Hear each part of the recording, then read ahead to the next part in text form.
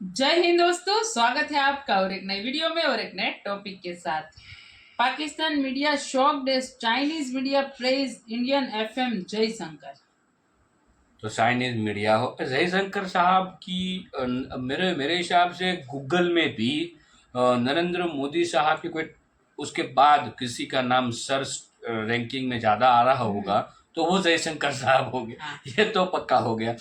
तो चलिए दोस्तों, पहले वीडियो स्टार्ट करते हैं। आशा करेंगे पसंद आएगा और पसंद आए तो लाइक और शेयर जरूर से कर दीजिएगा। और चैनल पर पहली बार है सब्सक्राइब नहीं किया तो साथ में सब्सक्राइब भी कर दीजिएगा।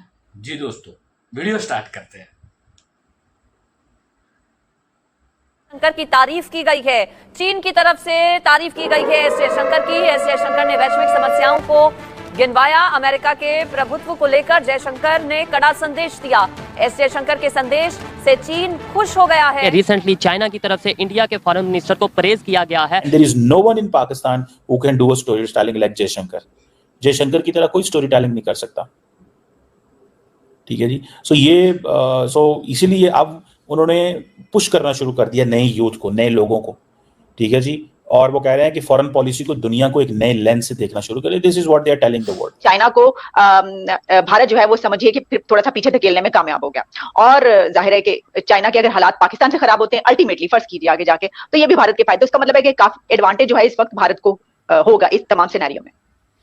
देखें उस नुक्ता नजर से, आप देखें ना तो वो जो कहते हैं ना कि एक उभरता हुआ सूरज है और दूसरा डूबता हुआ सूरज है। चीन जो है ना वो अपनी एक तरीके से उम्र पूरी कर चुका है। जयशंकर का एक और स्टेटमेंट आता है कि दुनिया में कोई भी छोटी बड़ी चीज ऐसी नहीं होती जिसमें भारत की सलाह लिए बिना कोई चीज डिस्कस कर रही हो। तो यानी कि भारत का भी जो सितारा है वो पहले से बहुत तेजी से उभर रहा है यहाँ पे। डॉक्टर जयशंकर, जिनको कहा जाता है कि मैसेंजर हैं, मोदी साहब के टॉप मैसेंजर हैं, टॉप।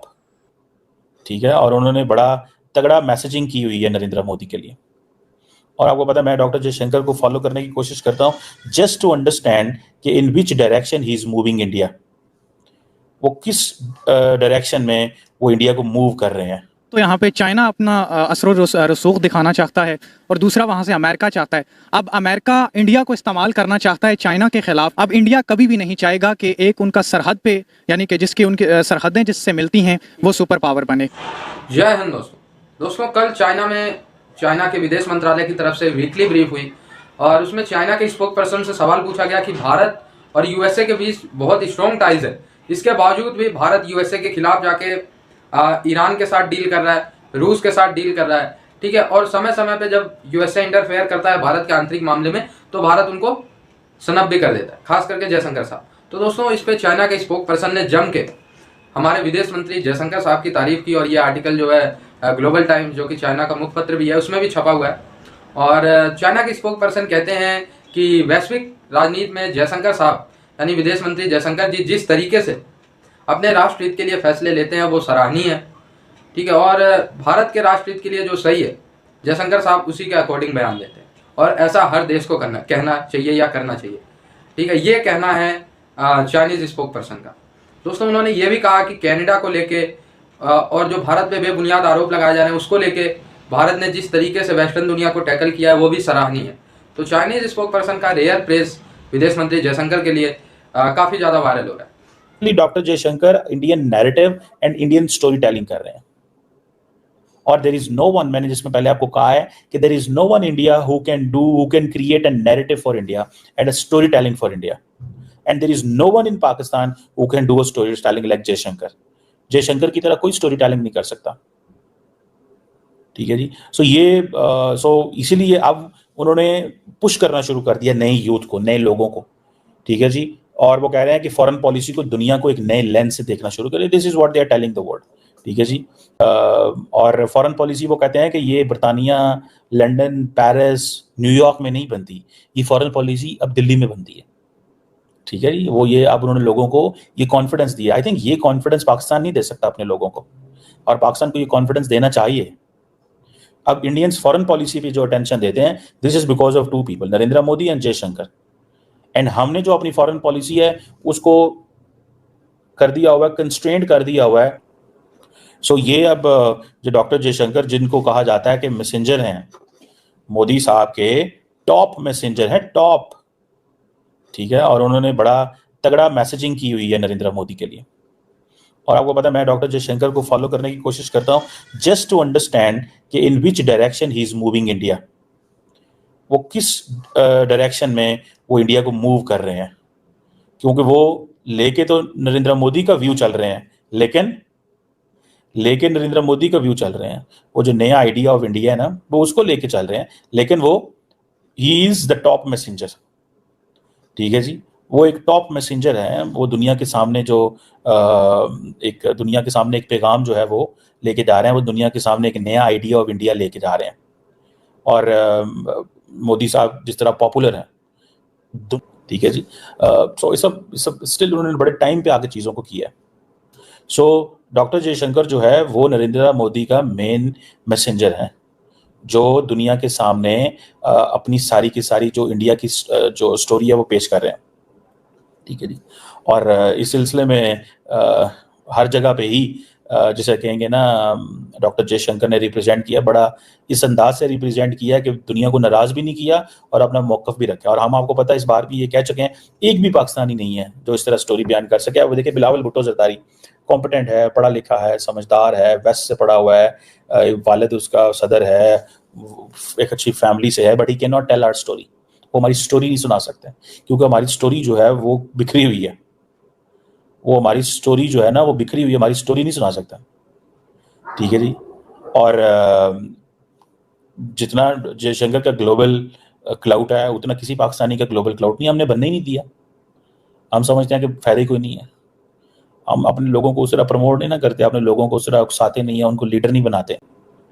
ठीक है जी, अब वो जो ये सिविलाइजेशनल स्टेट की बात कर रहे हैं, वो कह रहे हैं कि हमें एक पूरी की हम इतनी बड़ी नॉर्मल, वो सिविलाइजेशनल स्टेट इसलिए भी कहते हैं कि India is a billion plus population, and a billion plus population जो है वो consider itself a civilisation. Recently China की तरफ से इंडिया के फॉरेन मिनिस्टर को प्रेज किया गया है और ये स्टेटमेंट सामने आई है कि इंडिया और चाइना मिलकर 21वीं सेंचुरी में सुपर पावर भी बन सकते हैं। कि चाइना ने इंडिया के फॉरेन मिनिस्टर को प्रेज किया है इस बात पर कि उन्होंने ये कहा है कि चाइना और इंडिया मिलकर 21वीं सेंचुरी में 21वीं सेंचुरी में सुपर पावर बन सकते हैं।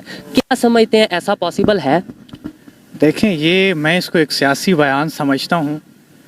उसकी वजह यह है कि अगर कोई एक मुल्क सुपर पावर बनता है तो एक जो ताकत का तवाज़ुन होता है वो बिगड़ जाएगा, क्योंकि अगर बिलफर्ज इंडिया ये चाहता है कि हम मिलकर सुपर पावर बने तो उसकी चाबी किसके पास होगी, ये एक सवाल है। ऐसा होता भी रहा है, बहुत सी जो से स्टेट्स हैं वो मिलकर होल्ड करती रही हैं, बहुत से अगर हम देखें पास्ट में देखें तो चाबी वाला ये चक्कर नहीं है, इसके अंदर ये दोनों के इंटरेस्ट होंगे, आपको नहीं लगता? लेकिन अगर हम यहाँ पे फॉरेन पॉलिटिक्स की बात करें तो ये जो खित्ता है इसमें दो तरह की ताकतें आती हैं। एक तो यहाँ पे चाइना अपना असर रसूख दिखाना चाहता है और दूसरा वहाँ से अमेरिका चाहता है।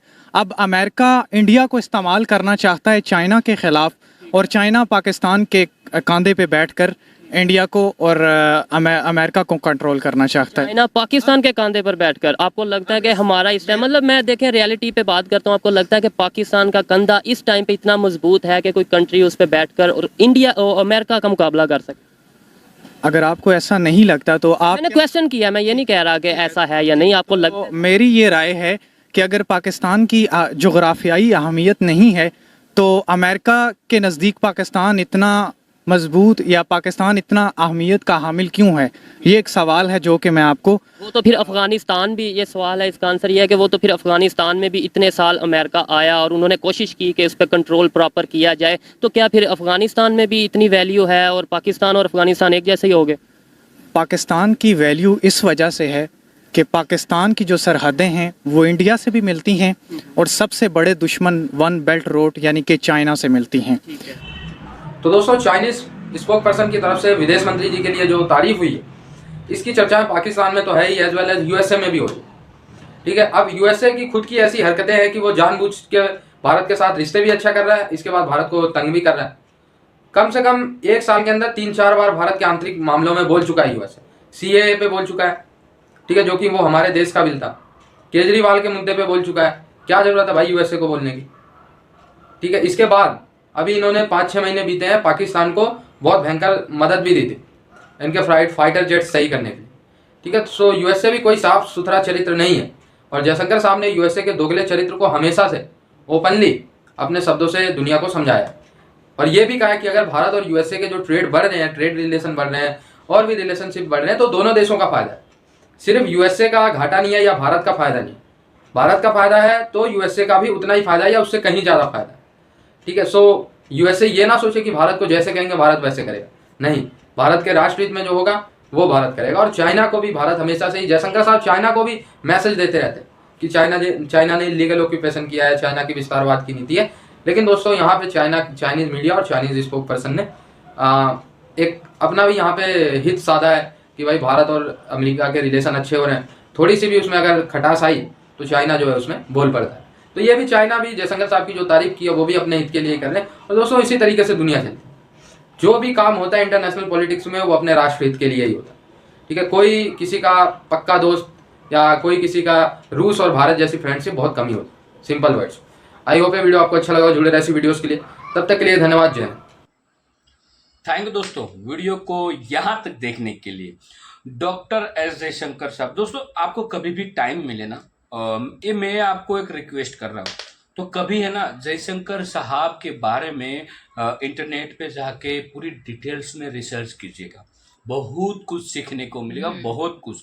एक मैनेजमेंट, पूरी टीम, हालांकि वो तो पूरे देश को रिप्रेजेंट अब कर रहे हैं, लेकिन टीम मैनेजमेंट क्या होता है, कौन से टाइम पे और कैसे टाइम पे हमें क्या करना चाहिए, कब कैसा आंसर देना चाहिए, ये बहुत कुछ हमें जयशंकर साहब के पास से सीखने को मिलता है।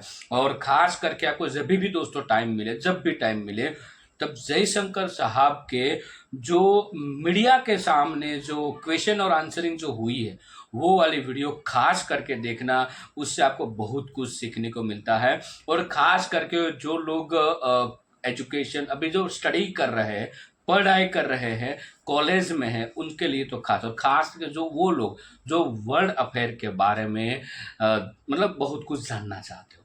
जयशंकर साहब के बारे में, भाई टाटा कंपनी में वो जब हैंडलिंग करते थे तो वहाँ से उसको उठा के जब पॉलिटिशियन में लाया गया तो भाई कुछ तो उसमें होगा। हाँ, और ठीक ये है, सच है, उनके जैसा कोई नहीं। और खास करके मोस्ट इम्पोर्टेंट इज कि टाटा कंपनी में अच्छी पोस्ट पे थे, वहाँ पे वो मैनेजमेंट में थे, तो उसके पास तो भाई कुछ तो होगा, तब जाके वो आज हमारे फॉरेन मिनिस्टर है। और उसके बारे में हम सबको जानना चाहिए, बहुत कुछ सीखने को मिलते हैं। और ऐसे व्यक्ति जैसे डॉक्टर एस जयशंकर साहब है, फिर सरदार वल्लभ भाई पटेल है, उसके पास से भी लीडरशिप सीखनी चाहिए। ये मतलब कन्वीनियंस स्किल जो हमें मिलती है, वो पटेल साहब जो है हमारे सरदार वल्लभ भाई पटेल, हम उसको लौह पुरुष भी कहते हैं, लोखंडी पुरुष भी कहते हैं, ठीक है, उसके पास से हमें वो भी सीखने को मिलता है, कन्वीनियंस पावर, जो जयशंकर साहब है, पटेल साहब है। तो थोड़ा बहुत ये हमें पढ़ाई करनी चाहिए। हालांकि हम ज़्यादातर अभी जो यूट्यूब हो गया, इंस्टाग्राम में जो वो रील्स एंड शॉर्ट्स देख के ऐसे ऐसे उंगली करते रहते हैं ना हमारा टाइम पास, तो कभी कभार मैं यही कहूँगा कि ऐसी कोई व्यक्ति जिसके बारे में जब भी आपको 1 घंटे का टाइम मिल जाए, जहाँ पे आप ये रील्स वगैरह देखते हो, उसको बंद करो दोस्तों। ये इतना मना नहीं है कि आप पूरी तरह से स्टॉप करो, जब भी कुछ समय उसमें भी टाइम दो, कोई दिक्कत नहीं, लेकिन जैसे ही आपको आपका माइंड जो है ना, उसको ऐसे ही फालतू में उसका टाइम वेस्ट मत करो। माइंड को कहीं ना कहीं एक्टिव रखो, और एक्टिव अच्छी चीज़ों में रखो, खास करके ऐसी चीज़ों जिसकी बायोग्राफी पढ़ो, जिसके बारे में पढ़ा करो। हालांकि टॉपिक पूरा कुछ और था वीडियो में, और मैं कुछ आपको और बोल रहा हूँ, लेकिन मेरे को याद आ गया कि ये बोलना बहुत ज़रूरी है। जयशंकर साहब के बारे में डिटेल्स में जानना हर एक व्यक्ति को बेहद ज़रूरी है, ताकि आपकी एक नॉलेज पावर बढ़ेगी, एक लीडरशिप क्वालिटी आपको सीखने को मिलेगी, एक कन्वीनियंस स्किल कैसे डेवलप करनी है, इन लीडरों में से ही हमें सीखने को मिलते हैं। बाकी दोस्तों, ये वीडियो आपको कैसी लगी है वो तो आप हमें कमेंट में लिखकर जरूर बता दीजिएगा। फिलहाल आपसे विदाई लेंगे, मिलेंगे और अपने वीडियो में आपके साथ। टिल देन, जय हिंद, जय भारत।